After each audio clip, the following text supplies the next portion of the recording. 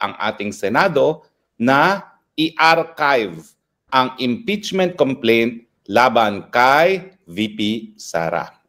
Umabot po ng mahigit kumulang 4 na oras ang balitaktakan kung ito ba ay i-archive o kung ito ba ay ite-table. Pag-usapan po natin ang pagkakaiba ng table at saka archive. Pero sa ngayon po, ang botohan ay nagaganap pa, nag-e-explain ng mga Senado, pero ang nauna na pong botohan ay yung motion to table, the motion to archive ni Senator Marcoleta. Ano ba ibig sabihin nun? Kapag sinabi mong to table, patayin yung motion ni Marcoleta, Senator Marcoleta, na i-archive o isang tabi na ang impeachment complaint laban kay VP Sara. Ang ibig sabihin nun, kung nanaig ang affirmative o yay votes,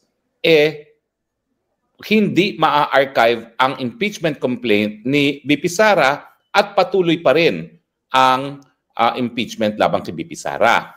Ngayong pinagbubutuhan po at nag-explain ng mga Senado at pangatlong Senador pa lang nag-explain, pero inaasahan natin ang boto ay kapareho pa rin dun sa boto sa motion to table, yung motion ni Senator Marcoleta, mga 50 senador ang boboto laban sa motion ni Senator Marcoleta na i-archive ang impeachment complaint kay VP Sara. Well, ano ba ang pinagbabalitaktakan nila at 5 oras na halos silang nag-uusap? Well, unang-una po kasi, yung desisyon sa kaso ni VP Sara, ang sabi ng Korte Suprema na yung impeachment, articles of impeachment na napadala sa Senado ay null and void ab initio dahil ito nga daw po ay labag sa saligang batas, dahil ito ay isang pang-apat na complaint, samantalang ang saligang batas ay nagsasabi na po pwede lamang maghain ng isang impeachment complaint kada taon laban sa isang impeachable officer. Now, ang sabi ng Korte Suprema, ang desisyon niya ay immediately executory. Ibig sabihin, kinakailangan ipatupad agad maski hindi na nag-aantay ng 15-day period para maging pinal ang isang desisyon. Ang pinagtalunan ngayon ng mga senador, dapat bang tuluyan na ibauna sa limot sa pamamagitan ng archiving ng impeachment complaint o dapat bang antayin muna ang maging desisyon ng Korte Suprema doon sa hinaing mga motion for reconsideration na hinaing nga ng Kamara de Representante sa Korte Suprema? Well, doon sa naunang botohan na 5 lamang ang bumoto, mukhang ang Senado ay naniwala na hindi na kinakailangan antayin ang resolution ng motion for reconsideration na hinain ng Kamara de Representante dahil sabi nga ng mga senador, unang-una, null and void ab initio. It never happened. The Senate never acquired jurisdiction over the impeachment complaint at walang bisa yung paghahain ng articles of impeachment laban kay VP Sara. Bukod pa dito, doon sinasabi na ang decision nga ay immediately executory. Hindi na kinakailangan maging pinal, kinakailangan sundin na ng Korte ng lahat ng mga sangay ng gobyerno kasama na ang Senado at ang Kamara de Representante. So naging boto 19-5. Hindi nanaig yung kagustuhan ng minorya na huwag pagbotohan kung dapat bang i-archive ang complaint labang kay VP Sara. Ibig sabihin, pwedeng pagbotohan kung ibabasura na nga or i-archive ang complaint. Ang pagkakaiba ng to table, patayin. Ang pagkakaiba naman po, ang ibig sabihin naman ng archive, well, ibaon sa limot, pero kung kinakailangan buksan muli, buksan muli. Yun ang ibig sabihin ng archive. At ang sinasabi nga natin ngayon, bagamat nagbobotohan pa, mukhang mananaig yung pag-archive ng impeachment complaint. Well, unang-una, no, himay-himayin natin yung sinabi ng minorya, kasama na si Tito Soto at saka si Risa Ontiveros, kung bakit hindi dapat pagbotohan, kung dapat nga bang i-archive. Ang sinasabi nila, buhay na buhay pa rin ang desisyon ng Korte Suprema dahil meron pang ang motion for reconsideration. At habang wala pang desisyon ang Korte Suprema sa motion for reconsideration, posible pang mabagong desisyon ng Korte Suprema. Well, unang-una, bihira po nangyari na ang en banc decision na unanimous ay nabaliktad. Yung nagdudunong-dunungan na Risa Ontiveros na wala namang alam sa batas, bukod sa kung anong dinidikta ng kanyang chief of staff, ay nagsabi, naku, may mga desisyon na unanimous, mga desisyon ng Korte Suprema na nabaliktad. Hindi naman niya sinabi kung itong mga desisyon nito ay unanimous or division. Ang mga nababaliktad na desisyon na alam ko po ay mga desisyon ng Korte Suprema kapag sila po ay nagdesisyon on a division basis. Ano po ba ibig sabihin yan? 15 po kasi ang mga mahistrado. At yung mga kaso na hindi naman tungkol sa constitutionality ng kahit anong batas, ng treaties, dinidesisyon yan mga division. Ilang bahon ang division? Meron pong 4. Tama nga ba? 3, 6, 9, 12, 15. Hindi, meron pong 5 division yan. Na ang division ay tagtatatlo. Yan po yung mga desisyon na nababaliktad ng en banc. In fact, ang proseso po, kapag ang desisyon ay ginawa ng isang division at nagkaroon ng motion for reconsideration, ang en banc po, ang buong Supreme Court, ang magdedesisyon on motion for reconsideration. Pero bihira po talaga kung meron man ng isang unanimous decision ay mababaliktad. Kasi hindi naman po pwede na lahat ng mga maestrado na bumoto pabor sa isang desisyon ay lahat sila babaliktad. Lalong-lalo na po kapag sila ay tinatakot ng Kamara de Representante ng impeachment. Lalo pong mamaninindigan yung mga hudikatura, yung mga maestrado na yan na sila ay independyente. Dahil kung sila po ay magpatakot doon sa banta na sila i-impeach, magiging inutil po ang ating hukuman. Kaya sa tingin ko po, wala naman pong babaliktad dyan sa unanimous decision ng Korte Suprema at mali yung sinasabi ng Ontiveros na nagmamagaling na ang dami na raw pong beses na ang mga desisyon ng Korte Suprema ay nabaliktad. Well, siguro po ang tinutukoy niya, mga division decisions, hindi po en banc decisions. Papakita lang kung bakit hindi tayo dapat maghalal na mga pabidabidang, mga walang alam sa batas bilang senador. Sayang lang po ang boto natin. Sayang po ang boto sa isang Risa Ontiveros. Pabidabida, ignoramus naman pagdating po sa batas. Ngayon, ang sabi rin ng minorya, merong mga paktual na pagkakamali ang Korte Suprema na po pwede pang mabaliktad on reconsideration. Isa-isahin natin kung ano ba yung mga di umanong pagkakamali ng hukuman. Unang-una, ang sabi nila, well, ang desisyon ng Korte Suprema, yung 3 naunang impeachment complaints na hindi naaktuhan bago mag-adjourn ay na-dismiss. Ang sabi ng minorya, may pagkakaiba ang adjournment at adjournment sine die.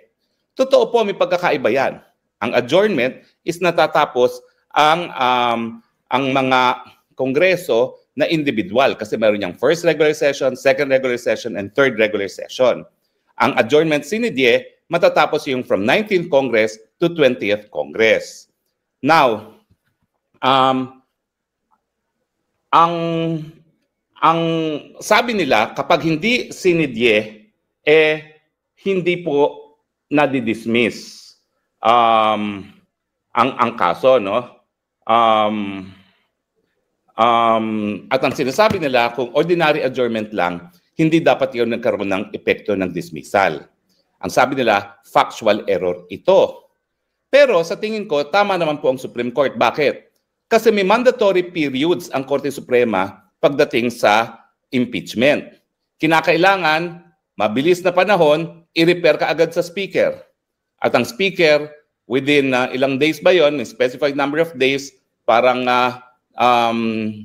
nakalimutan ko na kung ilang days yan, dapat ma-refer sa committee, sa order of business, at matapos sa ma-publish sa order of business, ma-refer ka agad sa appropriate committee. Now, tama po ang Korte Suprema kasi yung mga mandatory number of days na dapat ma-refer ng Speaker ang isang impeachment complaint, ma-include siya sa order of business ng Kongreso at dapat ma-refer sa komite, yan po kapag hindi sa nasunod, has the effect of dismissing. Bakit? Mandatory nga po .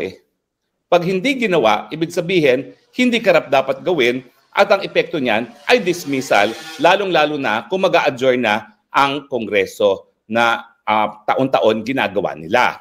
Ibig sabihin, pag nagkaroon ng legislative adjournment ng isang Kongreso. Yun po yung taon-taon na nag-a-adjourn sila. Now, tama ba yan o mali? Sa tingin ko, tama po. Kasi pag hindi inaktuhan ng kahit anong bagay, ng kahit anong opisina, that has the effect of denial. Lalong-lalo na po ngayon, no, na meron tayong anti-red tape law, no, na kinakailangan, kapag hindi mo inaktuhan yan, dapat yan ay ma-approve kung kinakailangan ng approval. Pero itong nangyari po dito, kinakailangan ma-transmit, ma-include sa order of business na hindi nangyari. So sa tingin ko po, tama ang Korte Suprema na yan has the effect of disapproval, okay, or dismissal. Yung pangalawang sinabi nilang pagkakamali, ang pangalawang sinabi nilang pagkakamali, sandali po, i-review natin ang notes natin, ay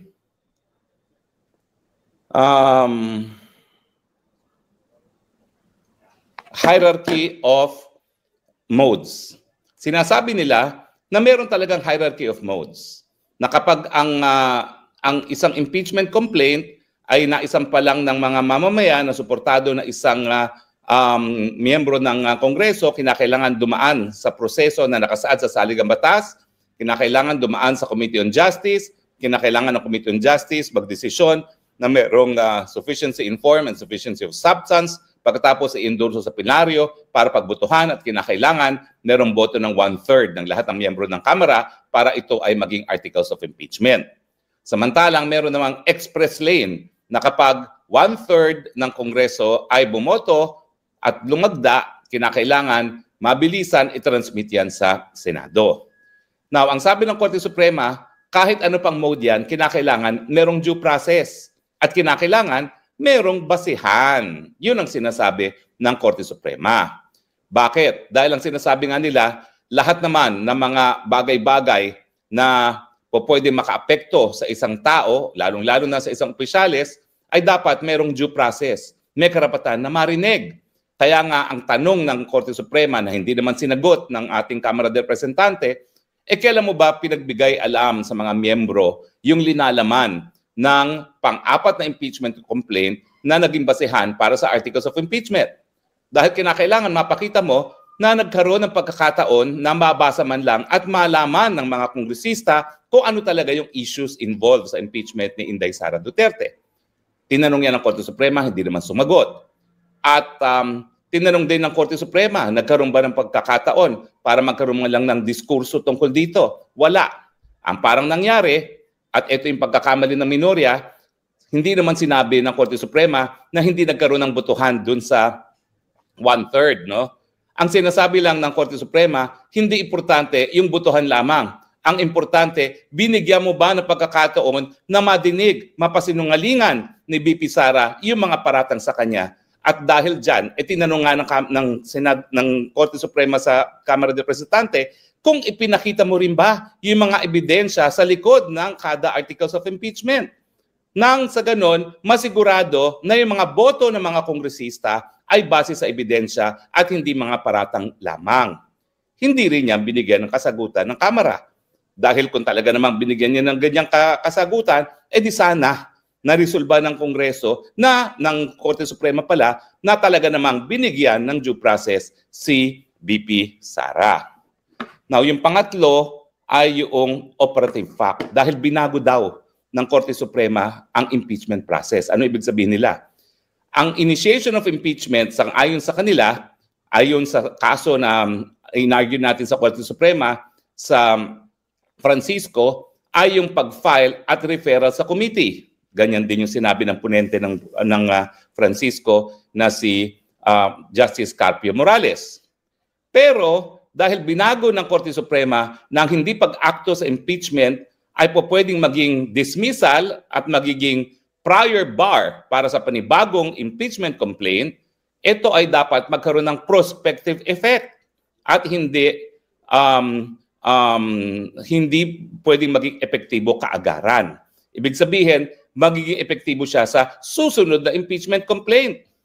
Well, wala po akong dahilan na nakikita kung bakit sa susunod na impeachment complaint lamang yan magiging applicable. Kasi nga po, kinwestiyon ni VP Sara ang pamamaraan na paghain ng impeachment complaint. At dahil siya naman ay merong standing at meron talagang kontrobersy na kinakailang iresolba ng hukuman dahil meron talagang pagkakaiba sa punto de vista ng Kamara at ng taong ini-impeach, si Vice President, kinakailangan umakto ang Korte Suprema at ang kanyang desisyon dapat magkaroon ng bisa doon mismo sa kaso na kanyang renesolba.